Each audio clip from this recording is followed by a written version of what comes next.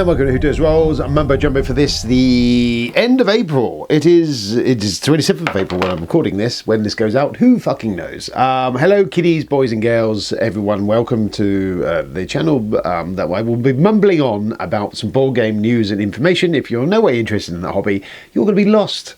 Not going to have a clue what's fucking going on. Mind you, any of these things you would. So, anyway, here we are. I have some coffee. It is a Saturday morning, and let's crack on, shall we, with what I've been playing.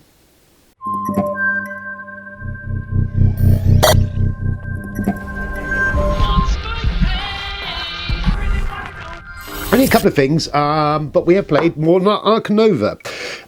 We played Ark Nova with the Marine Animals expansion that Ben picked up and the extra boards, everything in it that's currently available for it. I've covered Ark Nova in the last couple of weeks' videos. It is a drafting kind of game, like Terraforming Mars, where you're kind of building an engine, but it is different because you have all these set of cards that you play out on each round. It's 5 cards that are different action slots. When you play them in certain action slots, they activate so many times. All of that. So what does the expansion add? Is it cool? Short, yes. I think there's one part of it was almost essential. So the Marine Realms expansion adds a bunch of fishies with lots of spiralling effects to them, which fills me with dread, the likes of Tony getting hold of that. I played a game of it, and it does kind of start racking up if you've got a load of these in front of you. So every time you play another fish into one of your aquariums, which you can buy only a set amount of those in the game, they trigger other abilities. So you can kind of have this engine, more Terraforming Mars-y engine kind of running when you're playing it. So that's kind of cool. I enjoyed that. That's really good. And what you do at the start of the game also is there's some new action cards in there. There's replacement cards for those 5 core cards, and you draft at the start of the game a set random amount of these into there, and they upgrade those actions. You're going to take 2 of these at the start of the game, so you're making choices at the start, you're drafting these around, and they will give different buffs and perks to the different abilities depending where they are. The animals will maybe give you more options to get more animals, or play more out, or play for them off the deck, or even pop cubes on stuff to sort of log stuff in for you later. All of them do very cool stuff, and I think once you've played the base game a few times, having that in it is really like almost, it's like the prelude expansion in Terraforming Mars. It kind of feels essential. And so that's mainly the meat. It adds a bunch more scoring cards and a bunch more other stuff. But yeah, the key, I think the meat of that is these action cards. And we've played a few more games of it, and I'm still toying around at the edges of the game. I really enjoy it. I really like what it's doing. I really do think it kind of almost fires Terraforming Mars for me, because it does everything that Terraforming Mars kind of did that I enjoyed, but I really enjoy the puzzle of this card play, how you choose your actions when you do stuff. It's just this extra level of on top that kind of really sort of gets my juices flowing. Having said all that, it is available on Chaos Cards at the moment at Ark Nova for a reasonable price. I think about 40 quid. I've ordered one. It should be arriving today. We're going to play it the Sunday with the Sunday crowd. We'll see how that goes, because Robbie appears to have a major problem with this game where his brain just doesn't function. Last night we played another game of it, and my God, his AP is through the fucking roof. So him and Tony playing this does fill me with some level of dread, so we'll see. But I'm really into it. I'm really enjoying it. So I picked it up. And my recommendation is, if you don't own it, haven't played it, don't like it, and you like Terraforming Mars or that sort of stuff, or any of the stuff I've been spouting over the last couple of weeks of videos, then I would say rush now to Chaos Cards while it's still available, if it is still available, and pick up Ark Nova at a reasonable price. And then maybe later on. So I'm going to pick up the Marine Realms. I think I'll pick up the Expo. Hopefully I can pick up a reasonable price there with the map pack. Why not? I will be all in on this. I have no control. So we played a bunch of that. I did also play it on Board Game Arena, because like Prime Gaming were giving you a free month's worth of Board Game Arena premium pass thing. Ark Nova's on there. Played a couple of games of it on there, just to think. Number one, it highlighted a few rule snafus that we've been making, which I've now brought back to the group and said, we've done this wrong. And secondly, it showed how very poor I am at the game, because I got my ass handed to me absolutely the other night from some gent from France who knew his Ark Nova very well. It's a game, I think, that you need to know those cards and know the decks. The more you know the cards and the decks and stuff, the more you can kind of streamline your engine. Because it is a game of you drawing stuff and kind of situational and pivoting with what's coming at you. But I think if you know what's coming, that is the kind of the tactics to it. But yes, fascinating, enjoying all of that. Then we played an oldie the goldie was Saboteur, an old game in comparison to that. It's a deck of cards. Essentially, you are dwarfs mining in some mines. I played it absolutely ages ago. At the birth of my gaming life, picked up a cheap copy of the base game. I've been playing that, and it's fun. It's pretty much it's a hidden traitor game. Only in passing, you essentially have cards laid on the table and you're building a route to try and find the gold on one of these 3 locations at the end. There is potential, there are saboteurs in your group who are trying to run the route the wrong way and do other stuff and just generally cock you up. And you can play cards on them to penalise them or other people. And that's pretty much it. It's very light, it's very fun, it's very easy. And it's one that fell off my radar, and actually I bought it back, and it's, you know what, if you can see it reasonably cheaply priced, it's a good filler game, quite entertaining. So that's it. Shall we do some news? Yes, let's do news.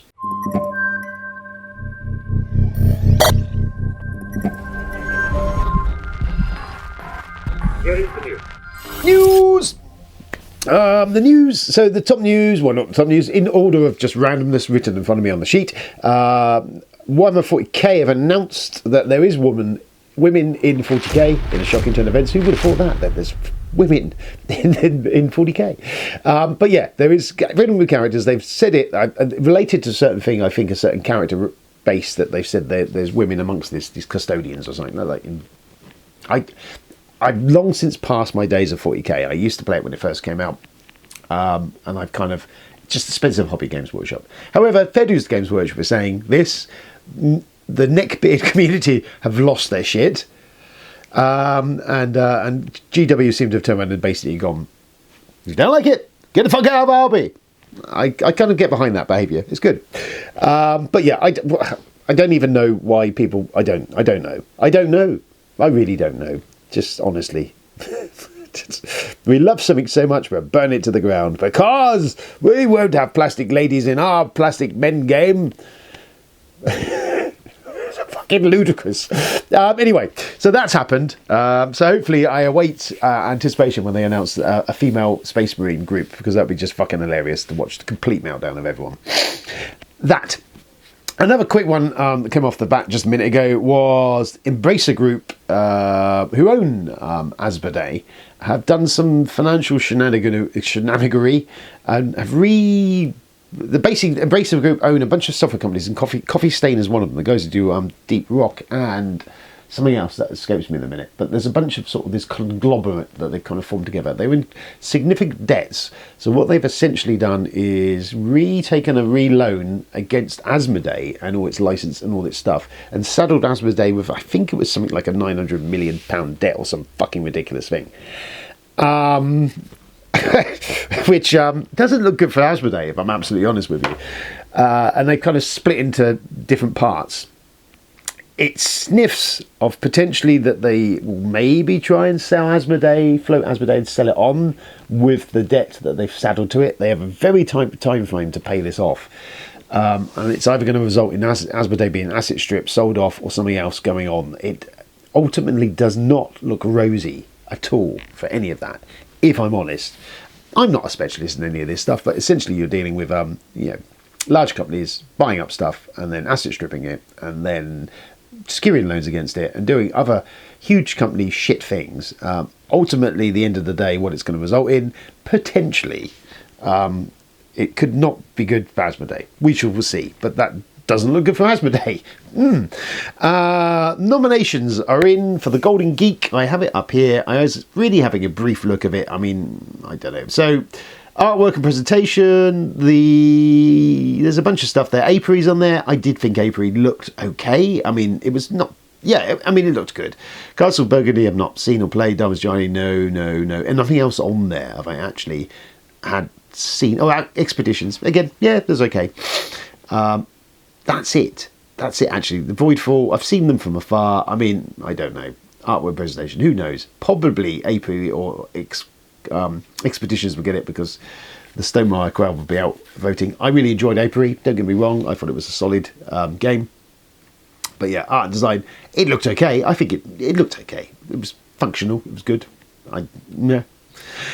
Cooperatives, I don't think I played any of these either.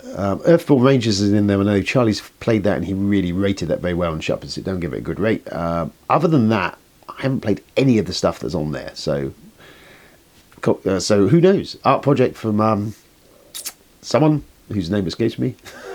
Hatchet UK. Oopsie. Expansion. Is there anything in there that should be? So the expansion. So Ark Nova Marine Rails is on there. I'd be tempted, to swing my vote to that, and having played that. Beyond the Sun, Leaders of the New Dawn. I've not played Beyond the Sun. It's one I'd quite like to see, but nah. Return to Dark Tower, Covenant. I'm sure that's lovely. One day I will pick that game up. It's on the Grail list. And Tapestry Fantasies and Futures. So of those, Ark Nova Marine Realms and Fantasies and Futures. I liked both of those expansions. I think personally, for me, the Ark Nova expansion is very good. Does a really good job of tightening the game up. So that would be the one I suspect will win the vote on that. Innovative games, Apiary, not really that innovative. I don't think Apiary was. I failed to see the innovation on that. Earthborn Rangers, I believe, might be a bit more innovative. Stationfall is another one on my radar that I'd quite like to see. Again, probably. I don't know. Having not played most of that, I can't really answer. Light Game of the Year, anything on there? Art Society, Bonsai, Far Away, Namala, Point City, Rebel Princess, that's not a hat. Thunder Road Vendetta and Trailblazers. I only played Thunder Road. I do believe that Thunder Road is fantastic. It's a shame you need to mortgage your house to actually get it all, but it is a really solid game, a really light game, really fun, and it does exactly what it sets out to do, which is kind of give you that post-apocalyptic Mad Max vibes. Dice rolling, mayhem, carnage, anarchy. Good stuff by me. Medium games, Apiary's on there. I enjoyed Apiary. I think that's pretty good. I would say yes, it's a medium. Earth, Expeditions, yeah. Forest Shuffle, Skate Team, Ticket to Ride, Legacy, Legends of West, not played. White Castle, World Wonders. I've not played anything other than Apiary on there, and Expeditions. And of the two of them, I really enjoyed Apiary. That's that. Heavy Game of the Year, Age of Innovation, which is a redo of Terraforming Mars. No, it's not, mad fucking crazy fool that you are. It is a Terra Mystica redo. Would like to see that in action, because essentially Terra Mystica 2.0. Fuck me, talking bollocks. Darwin's Journey, Dune Imperium Uprising, I really enjoyed that, and yes, I would say that is on the heavier end. Evacuation, Great Western Trail, New Zealand, I quite like the Great Western Trails. Hegemony, Nucleum, oh fuck me, that's a heavy game. Scholars of the South Tigris and Voidfall. I would say, for me personally, having played it, Dune Imperium, I really enjoy. I do think it's the heavier end of it. It's a solid fucking game. Really enjoy that. I would love to play Age of Innovation because I really like Terra Mystica. Maybe one day. And Nucleum, I have yet to really get a proper game of that because it is so fucking heavy. It is so fucking heavy. I need to teach it the other guys around the table, and we will play it. I think it's fascinating. I love the mechanisms of it. I love all it's doing. But it kind of feels like taking brass and then just being heavier and heavier for the sake of fucking heaviness. Kind of. David Turksey design. We love a bit of David Turksey. All of those things. It's done very well. Just it's like, oh, it's making my head hurt. We shall see. Moving on, party game. Not sure if anything on there I will have played. Gonna have a quick look. Monk Cultist, not played that. Seen a lot of ads for it. Blob Party. I think Blob Party was for the design. I think that was the design of Apiary did Blob Party. Chicken Disney Hollywood Night. Nothing on there. I don't know. Not played any of it. Can't make a decision.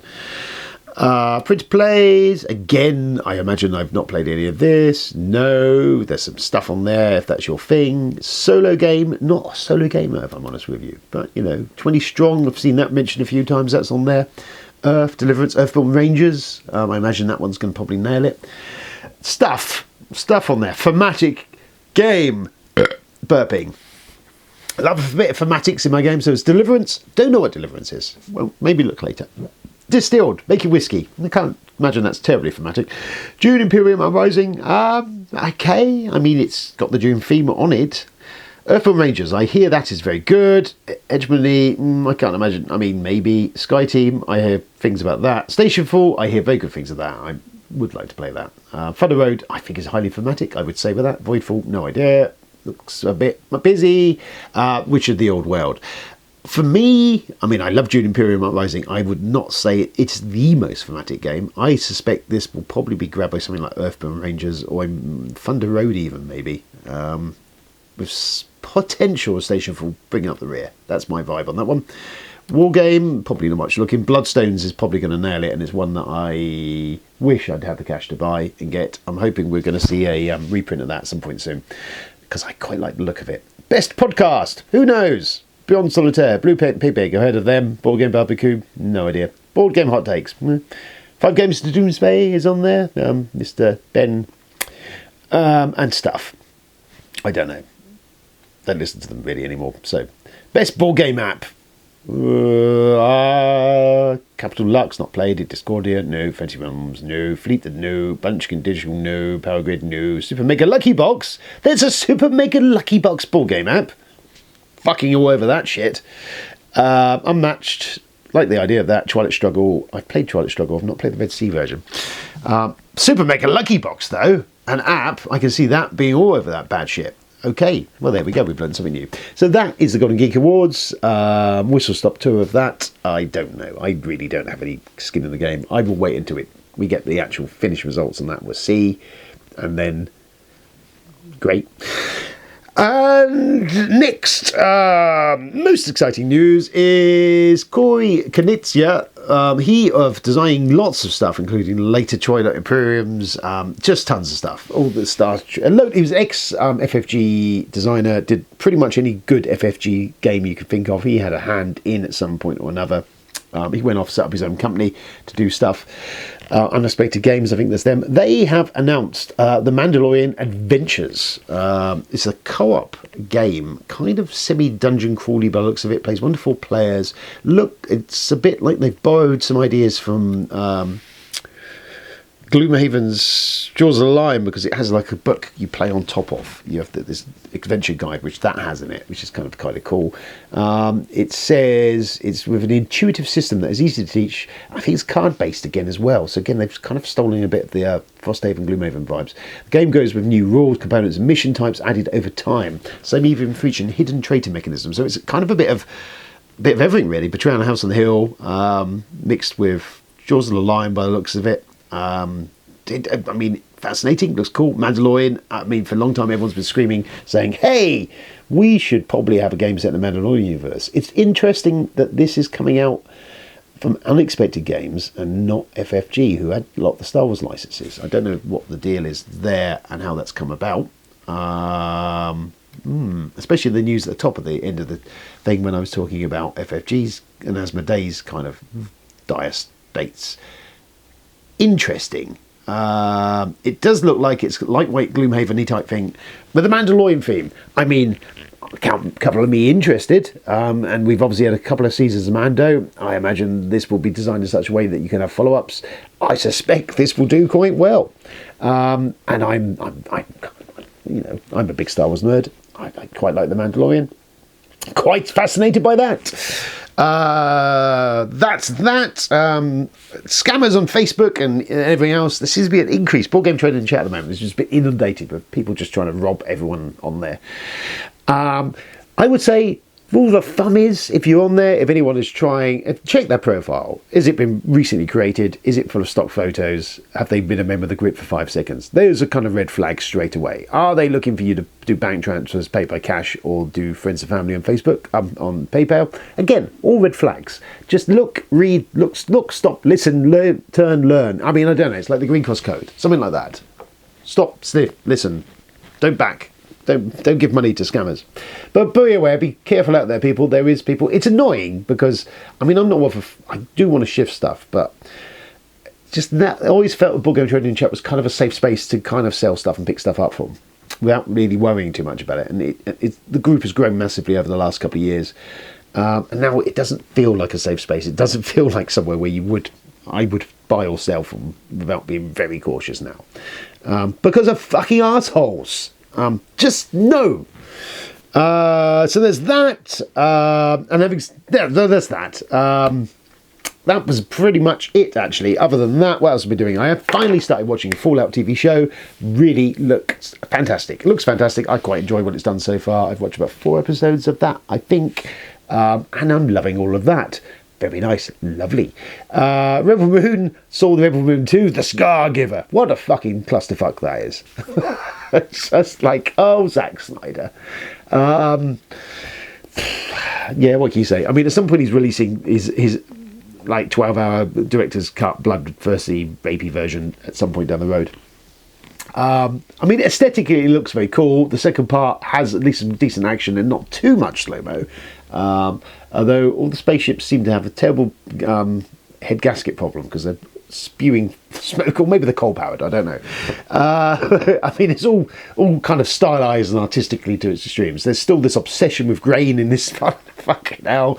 And I mean, ultimately the giantest, biggest sin is it's taken the Magnificent Seven as a space movie. We have had that in the 80s from Roger Corman when he did Battle Beyond the Stars, which this should have been a fucking home run. I love Battle Beyond the Stars. It is cheesy, it is silly, it is stupid, it has some wonderful moments, has some character, has some really good spaceship designs by James Cameron, no less, and a good cast. And in its 90 minutes, it does a far more succinct and good job of doing what Rebel Moon is trying to do, which is do Seven Samurai in space, which is what this is. Ultimately, at the end of this movie, you should give a shit about some of these characters dying, because not all of them are going to make it, and you don't give a shit at all. I mean, just how bad it is in the first 5 minutes of the movie. They then decide to do a explanation dump. They do a flashback for each of the main characters to try and give them some character, because you haven't had anything up to then in the last 2 hours previous movie. So they're suddenly like trying to go, oh, look at this character. They've got some substance, the backstory, and it just... Battle Beyond the Stars did it so much better. I mean, George Peppard played a ludicrous character called Space Cowboy in that movie, and yet when he buys the farm, spoilers for a 40-odd-year-old movie, but when he buys the farm, I was more emotionally invested and sad at that than any of the characters in Rebel Moon, anything that went on in this movie. It's such a shame, because I was like, you're going to do a big budget Battle Beyond the Stars? Fucking count me in. Yes, please. What have you fucking done? Honestly, what a fucking car crash. So there you go, there's that. I don't think I've watched anything else. I've got a busy week in the week coming up. I'm doing something very exciting next week. I can't mention it at the moment. I will do a follow-up video post all of this, which hopefully I can mention some of what was going on. And that'd be interesting. And I'm sorry to be a little bit of a blue balls on that, because I can't. I'm sworn to secrecy. But I will tell you. And it will be mildly entertaining. That's it, I think, for the minute. Just kind of get this video out so you have a video, really, because there's been one for a week or so. So here we are. Here's a video for you. Ta-da! Other than that, stay safe out there, play games, look after yourselves, be nice to people on the social of the medias or anywhere else, in person even. Do that as well. And that's it, really, I think. Let's leave it at that. Yeah. Okay, well, have fun, play games, do the stuff. Ark Nova, 30 quid, 40 quid on Chaos Cards. Just a tip to you boys and girls. And that's it. And I'll speak to you very soon with stuff of an exciting nature. Until then, goodbye.